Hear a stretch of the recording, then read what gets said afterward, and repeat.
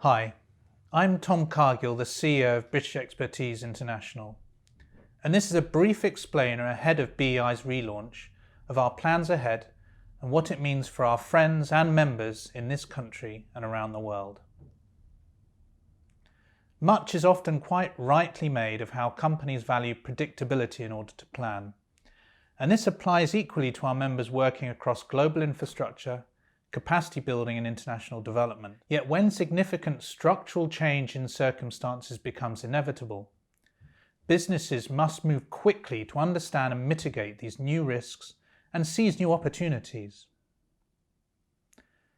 I became CEO of BEI last year at a critical time for many of us, as the UK had for some time struggled to reposition ahead of formally leaving the European Union. Of course, many aspects of that discussion are still going on.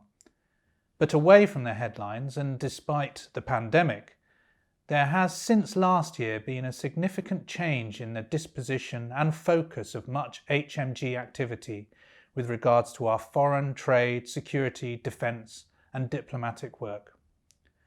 Some of this is already apparent, for instance in the merger of the FCO and DFID into the new Foreign, Commonwealth and Development Office. Other aspects will be announced in coming weeks, and still more will become clear once the integrated review and spending round is concluded. This has all coincided with the emergence of the coronavirus pandemic, as well as the ongoing uncertainty about the terms of Brexit, and indeed wider growing global unpredictability at political, cultural, technological and ecological levels. Some larger companies have the resources to consider what all this may mean to them and their business model over coming years. Most don't, and even those that do, I believe, may underestimate how radically things may change, indeed are already changing, particularly when it comes to the UK foreign policy and trade context. As many of you know, BEI is fortunate to have senior members of our team who have enjoyed a considerable level of experience engaging in the policy space, in particular on trade, international development and on diplomacy. This gives us a rare, if not unique, set of perspectives on how HMG is repositioning away from the glare of headlines and publicity. The bottom line is that if the role of the state was of growing importance to exports in the context of Brexit, this tendency has been supercharged by the pandemic.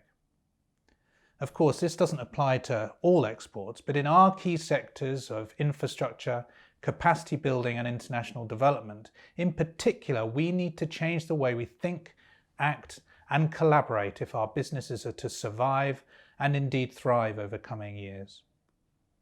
So over the past year, I and my colleagues have been engaging extensively with the UK government at all levels to get a better sense of some of these changes and work to shape them so as to optimise the short, medium and long-term prospects for our members and the sectors you represent.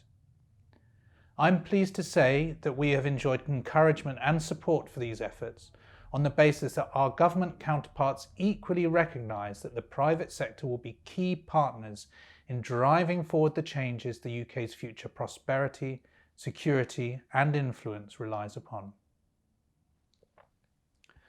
So we at BEI now find ourselves in a position where we can, with the other reforms we've carried through, enhance our role in helping promote material improvement in the export opportunities presented to our members and the wider UK supply chain. Our working groups will become increasingly important to this, sharing information, engaging with government and identifying opportunities. Our relaunched website will also become a more useful repository of opportunity pipelines, helpful presentations of regional and sector opportunities, and past webinars, as well as jobs, tenders, and other documentation. More fundamentally, we will play an increasing role, including through our events programme, in focusing down attention onto the strategic markets and significant opportunities within them, including potentially through forms of government-to-government agreement. Now, none of this will happen suddenly, quickly, or easily. Our senior team share practical experience from the private sector of the business development challenges I know many of our members are facing. Yet I'm confident over coming months you'll continue to see an improvement in our events programme and other activities, and a growth in the exchange of information about potential opportunities and projects, including those sourced through more joined up information sharing between government and non-governmental information networks. Our success as exporters and as a country will increasingly rely on more flexible, coordinated approaches.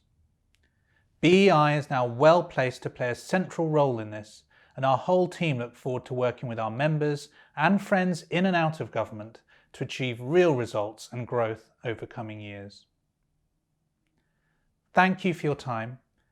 We welcome your comments and look forward to working with you over coming months and years to drive British export success.